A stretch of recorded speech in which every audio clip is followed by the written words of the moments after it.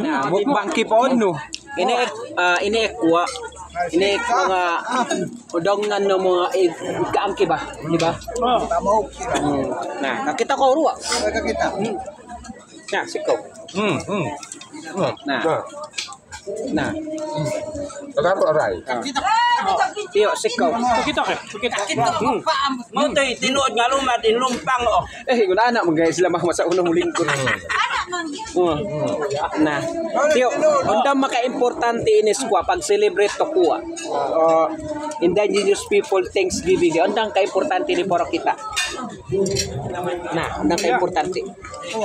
Ako di nakasama. Ano to duma? Ako di do. Salamat ko ino. So ako dito ka. Kasi tribo. Mato ta pasalamatan.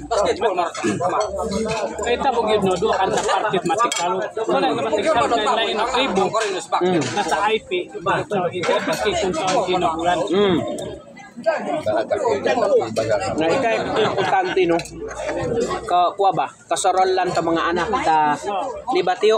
Sikaw, andang ka importante ini pag celebrate to kuha. Andang importante. Importante kan pag celebrate. Amo no.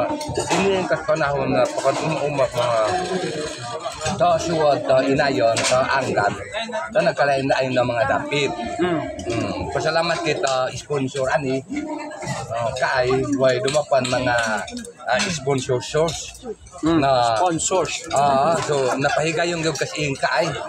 So amay na idas mga mariyon ingot apa makakita-kita. Doon din mga mataglahon daw ba na makakita at least na makakita-kita. At sa kadlahon. Sa kadlahon. No, anda makpangagpas to. Na ini no next no kuha year, duwang pa ayo ini.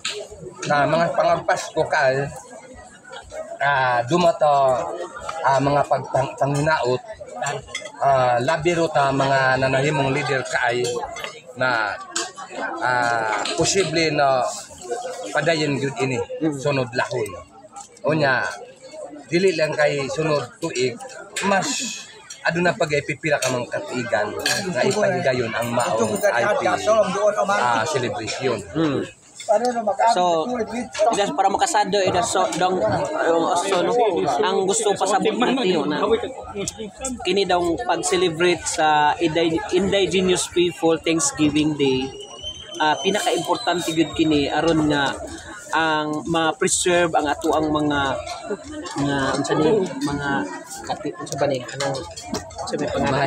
henerasyon dili lang karon nga mga katiguangan kung dili mahimo pong sumbanan sa mga kabataan nga gagmay pa nga mo ni lang sulod permente kana apa no yan ana yang sa po.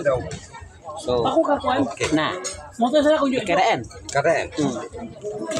na mapiyon solom kaniyon langon ido sa oso-oso ng mga katribo doon mapiyon solom kaniyon langon na thank you so much ubag sa pag-support init kuha IP Indigenous People Thanksgiving Day dinhi mismo sa Darwars Day na